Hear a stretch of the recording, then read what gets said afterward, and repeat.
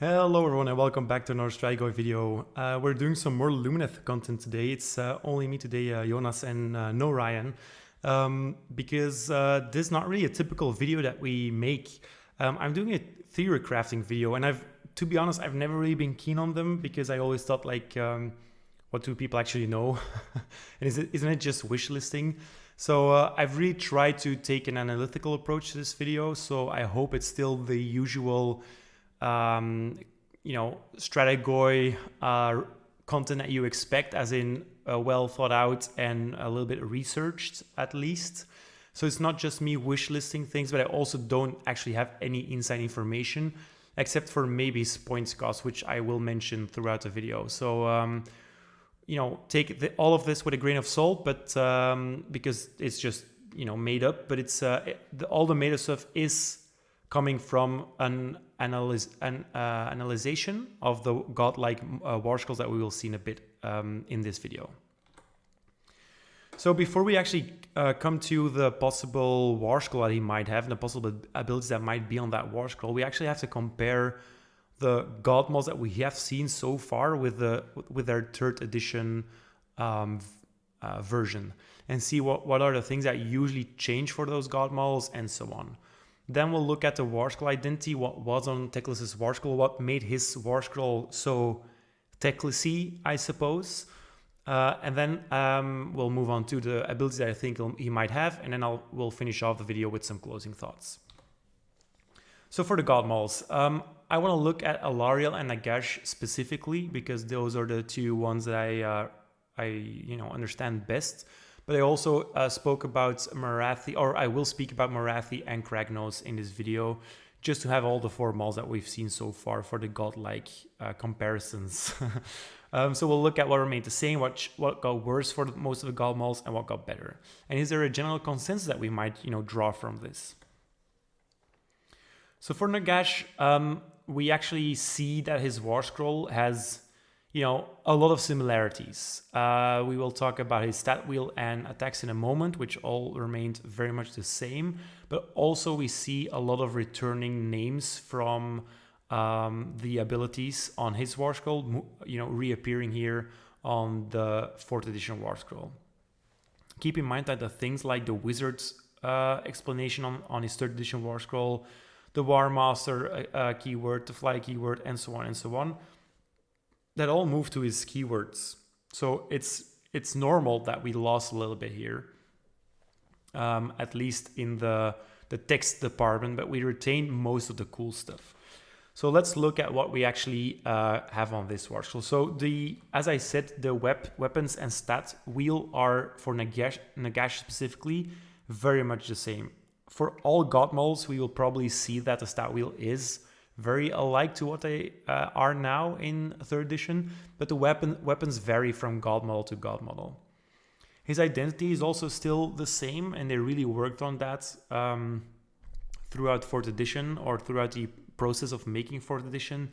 They wanted a clear identity for each model, and I think for the god models, for certain god models that's easy, but for others it's easier said than done. So for Nagash, I think they really hammered down on his resurrection thing and on the fact that he's a big ass caster. He has 9 he's a 9 power level wizard.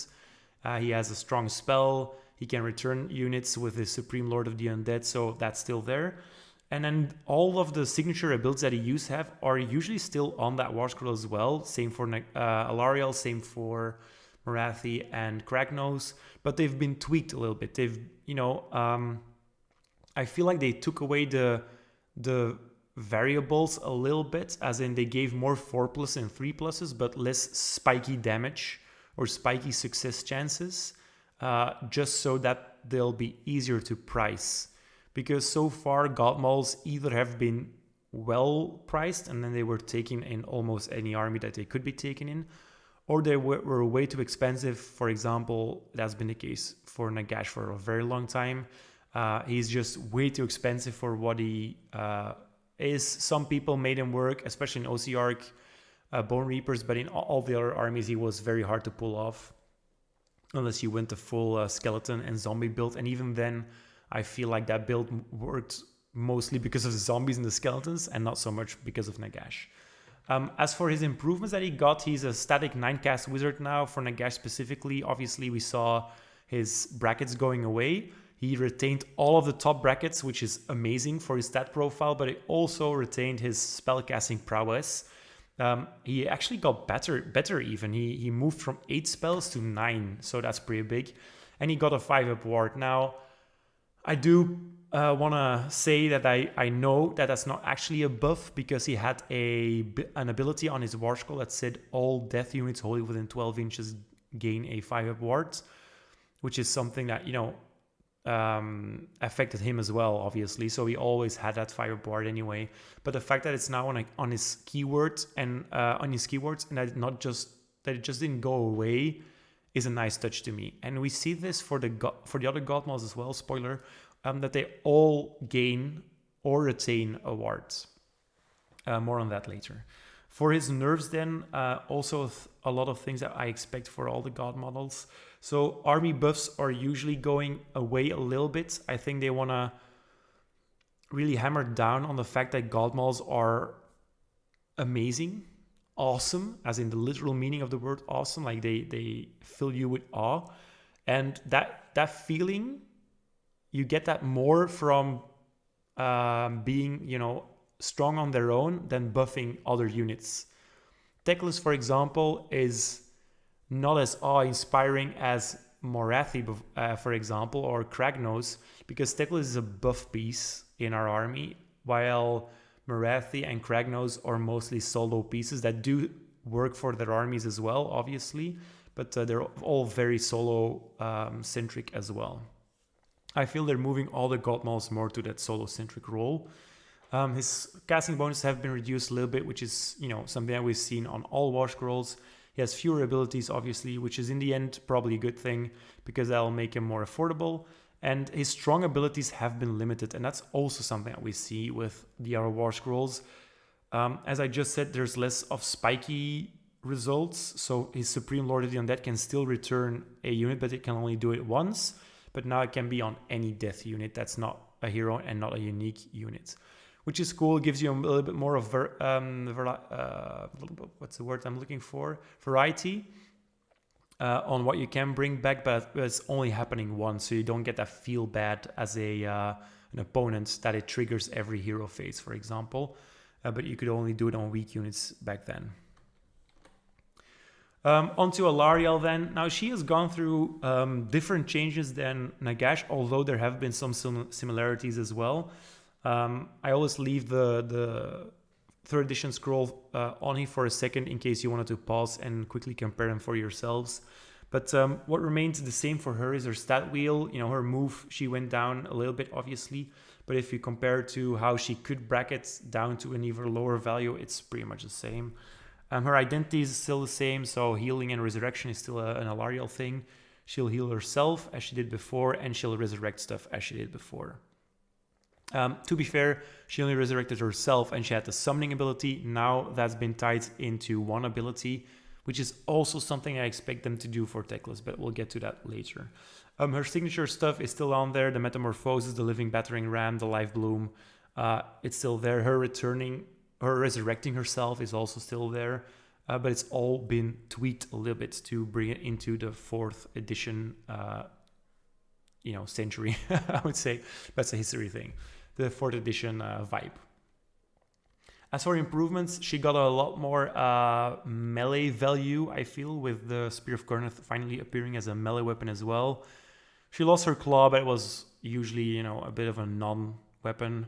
Her Wardroth Beetle, has gone through some changes. We see the usual profile for monsters appearing here. So worse hit rolls, but better wound rolls, usually 4 and 2s. I expect the same for Selenar. And then his weapon damage has been mellowed a little bit, but he got more attacks just to offset that hit roll, I think. She also gained a 6 support, which is nice because you might remember a time where Allariel just got auto-deleted by anything with mortal wounds. And there has been a lot of mortal damage in Age of Sigmar 3. Well, there's never been mortal damage. There's mortal wounds back then. So I welcome the era of 6+ wards or any ward on god models. As for the nerfs, we see her range attack get nerfed quite heavily. Her range, not only her range went down, but also her wound value and her damage. I don't expect it to be as rough for Teclis because he was never, he didn't have the static 6 damage for the Spear of Kurnorth. It was D6 for him anyway, so I think it'll remain much the same. But he'll definitely, pay in range a little bit as well. The range on her spell also went down. I don't think we'll see that for Teclis again, but I have a specific reason for that. And her Rampage, went through a whole change, but in essence, if you were using Stomp in 3rd edition, the only change that you're really gonna feel is it's only targeting infantry now, and it's on a 3+ rather than 4, and then a 2+. Okay. I also include Kragnos and the Shadow Queen here, but I'm not gonna compare these War Scrolls one by one because it's just gonna take too long. But you could do that work for yourself if you want to. So take the app and compare them. But you'll see a general gist, a consensus that I want to narrow down here. You'll see stat wheels that are somewhat or even sometimes completely the same. You'll see wards in their keywords. They're obviously all monsters.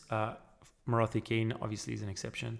And they lost a lot of aura buffs. Only Kragnos really retained his aura buff, but they still do what they want to do. Kragnos wants to slap in combat and wants to enable charges. The Shadow Queen wants to delete stuff in combat and will be hard to kill still. And Morathi Kane is kind of like the casting backup piece for the Shadow Queen. And that's very much what they hammered down on in both of these War Scrolls. So I understand the feel bad for the Kragnos lovers here from going to from a 2+ to a 4+. But in the end, I do really strongly believe it's for the better. Okay, so what can we assume about Teclis then if we're coming to a consensus about the god models? His identity will remain the same. I'll start with the last sentence on the slide here. I think he'll still be the god of magic. He'll still do amazing. What that means for his abilities is something that we will look at in the second slides here, or in the following slides. As for the rest, I think his stat wheel and attacks will be about the same, if it's not completely the same, because neither of those things really bracketed much. Selnar's attack profile for the Moonbright Talons got bracketed, but that's about it. So I think that will be mostly the same. The range on his staff will be reduced, I imagine. I have hope it's not going to be reduced as much as Allariel's is, because Allariel has a tendency to be in combat anyway. She has a teleport thing, so you want her to be close by anyway. With Teclis, I do hope that they understand that he's a fragile boy and he wants to stay behind and shoot from afar. I mean, he's gonna be a dominant caster still, It's imagine taking that away. What is he then?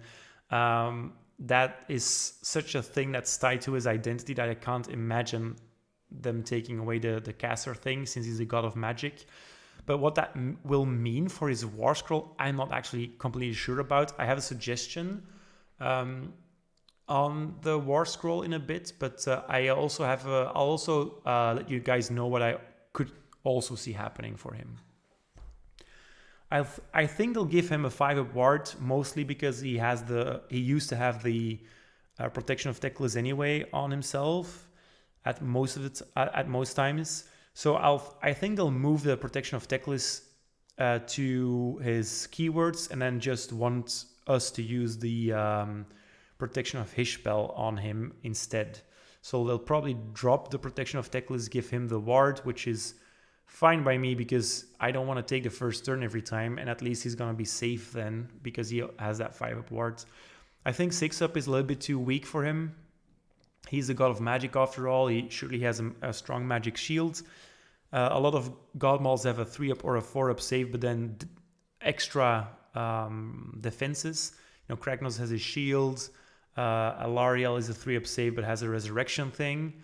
Morathi only takes 3 damage, so I would feel that Teclis getting a 5 ward is fair and even necessary. Even if it's true that he's going to go down to 550, 580-ish points, which is a drop of about 200 points. I still think a 5 ward is very fair. His signature abilities are also still going to be on there, but I don't think any of those abilities will survive as they are now. They will be tweaked, but their identity, again, will remain the same. Now, I've been talking about this identity thing, and identity is such a hot topic in the world right now, but I'm actually not talking about genders or anything like that. I'm talking about what is his thing.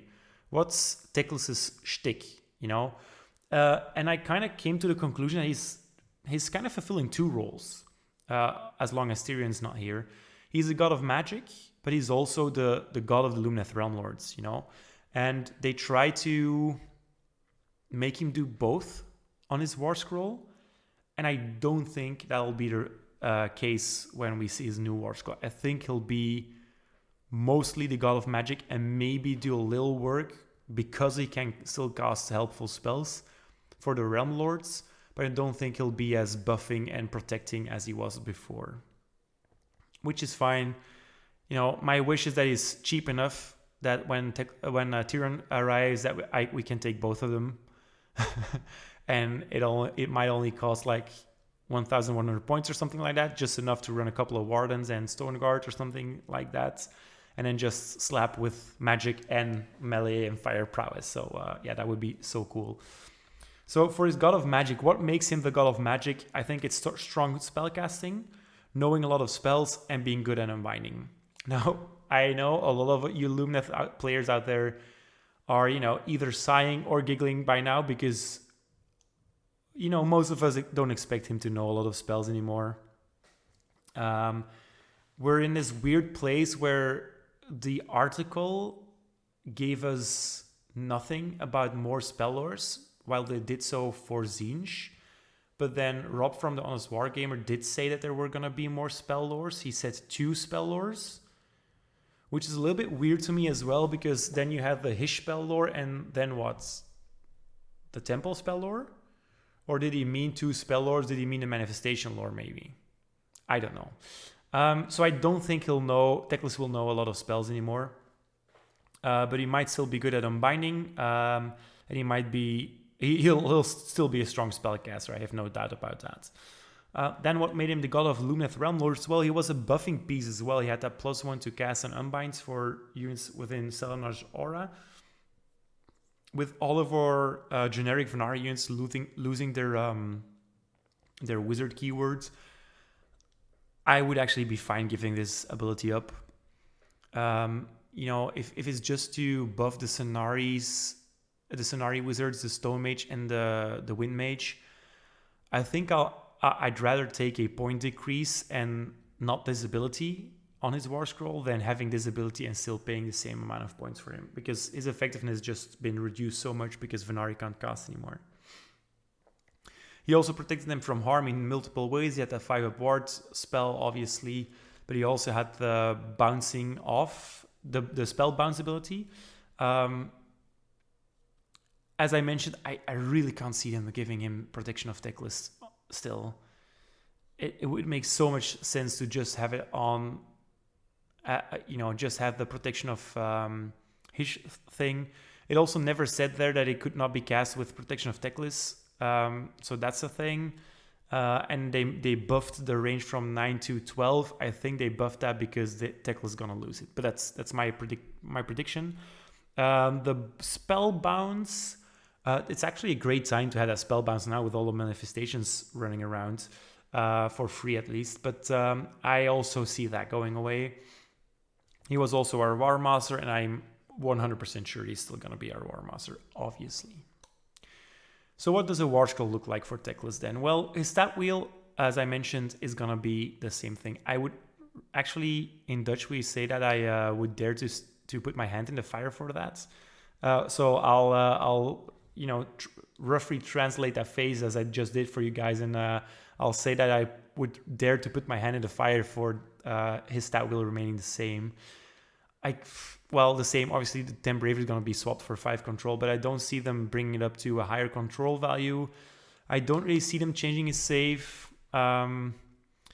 Obviously, he's even better protected than Allariel because Allariel is wearing, a dress and he's at least wearing a breastplate, but she's on a shielded beetle and he's on a fragile bird sphinx thing. But his move seems, it's a static value. It was never affected by the brackets anyway, so I don't think they'll mess with that. As for the weapons, the Lunar Staff, I was kind of here because obviously I'm a Lumineth player and it's a little bit opium for me, but I hope that they don't actually harm his range as much as they did with Allariel, because if he needs to come to or go to 12-inch range, that's a very big danger zone for him. So I could actually see them leaving him at 18 inches. It's not that far, but I could also see them reducing it a little bit, and then maybe reducing it by 2 is enough. But I could see him going to 14 or 12 at worst. No, that's not true. The worst thing that I could see happen is them removing the missile weapon altogether, but I think he'll retain it. As for the damage, I only tweaked the wound roll a little bit here because the Spear of Kurnoth also went from a 2 to a 3. And I reduced the rend a little bit because 3 rend is something that you don't see as much anymore in the game. And the God of Magic having 3 rend on a shooting attack seems weird. Same approach for the swords. All the elves hit on a 3+ now, so why wouldn't Teclis? He might actually go to a 2+, but I think it'll be a 3+. And all the elves wound less effectively than they did before, so I think he might be the same. Either a 3+ or a 4+. I went with the safest bet and I went with 4+, but I could easily see his profile being on 3s and 3s. Rend, again, 3 seems high for the current format in 4th edition, so it seems like Rend 2 would be fair.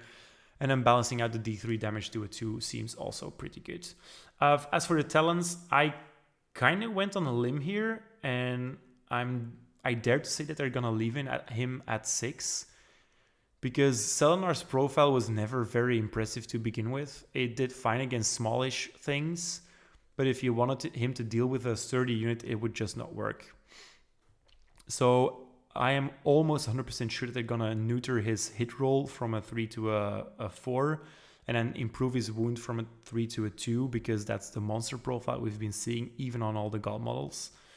And thus, I believe that they will still give him 6 attacks and maybe either buff his damage a little bit or keep it on 2, because damage 1 would be pathetic, and damage 3 would be amazing. So the fact that that the rumor is that his points went down, I didn't really dare to change too much in a good way here.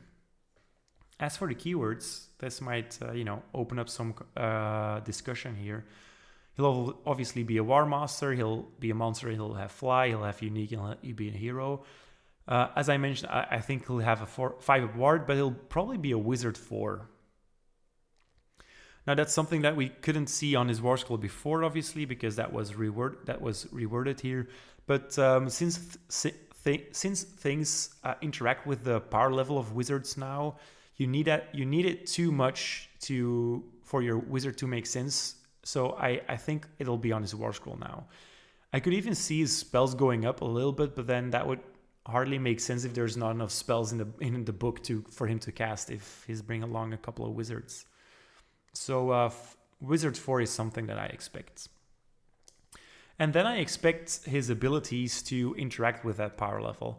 Now I want to say the previous slide I am very confident on. Obviously, I have no inside information. Just want to reiterate that. It's all guesswork, but I feel like the previous abilities were calculated guesses.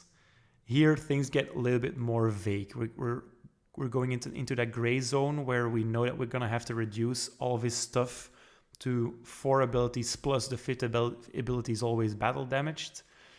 And he's gonna be cheaper. I'm pretty sure he's gonna be cheaper, so he'll have to pay for that somewhere, and he's gonna pay for that in abilities, I imagine. So Disc of the Elementary were also always a thing that enabled his unbinding potential. I think they'll move his auto-unbind to the Discs of the Elementary. He'll probably have an auto-unbind and auto-banish once per turn. And they might also move his ability that he could unbind an unlimited amount of spells to the Disc of the Elementary as well. I could also see them doing away with either of these sentences. So either removing the auto-unbind and auto-banish or the unlimited unbind potential. That could happen as well. But I think both are kind of reinforcing that God of Magic feel, and it's not super strong OP-ish. So it'll just make him more potent in his own regard, and that's something I see them doing. Now for the Archmage ability, man, I went back and forth on this so many times. I retyped this ability quite often, quite a lot. But I eventually settled just on the basic stuff. So and basic stuff, I mean the stuff that we've been seeing on his 3rd edition warscroll. So I imagine at the start of a hero phase, but it'll probably be your hero phase, it'll have to pick one of the 3 options. A little bit like Allariel's warscroll here. So he either casts all spells on a 10. He's power level 4 now, so that makes sense. He doesn't really need further explanation than this. Or he'll cast all the spells on a 12, but you're going to have to reduce his power level by 2. They might swap the order of these sentences and say reduce his power level by 2 until the end of the turn, and then all of his spells cast on a 12. Or one step further, as is on his warscroll now, you reduce this unit's power level by 3 until the end of the turn, and then the next spell this unit casts, because there's only one left, is cast automatically and cannot be unbound. The fact that I think they might go with a different approach here, maybe you'll have to decide that for the battle round, for example, is there's something like Magical Intervention now. What's that going to look like for Teclis? Is that going to be an auto cast as well? Is it going to be just a normal roll? Or what I actually could see them doing as well is instead of giving us these fixed values, they might just give us massive spell casting bonuses. For example, if you cast 4 spells, you get +4. If you cast 2 spells, you get +6, or +3 and +5, for example, because 7 is the average. And if you're casting 1 spell, you get +10 or something like that till the end of the battle rounds. And then that would make sense. It would allow you to interact with Magical Intervention still, and getting +10 or +8 or whatever is still effectively almost unable to be unbound. So I could see something like that happening as well, especially because he's going to lose a lot of points. So that might be because of his Archmage ability going down a little bit in effectiveness.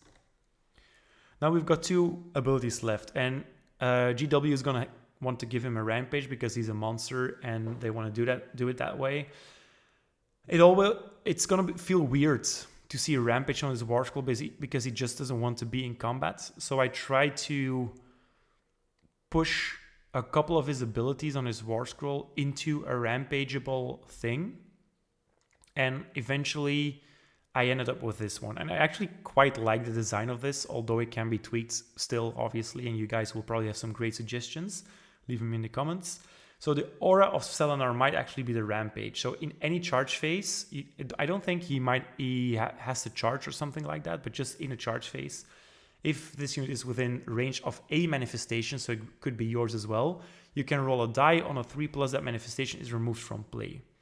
Then target an enemy unit within 12 inches and roll a d3 on a 2+, inflict that many mortal damage, to the target. So yeah, that might be cool, right? You've got the auto-unbind, you've got that anti-manifestation thing going on.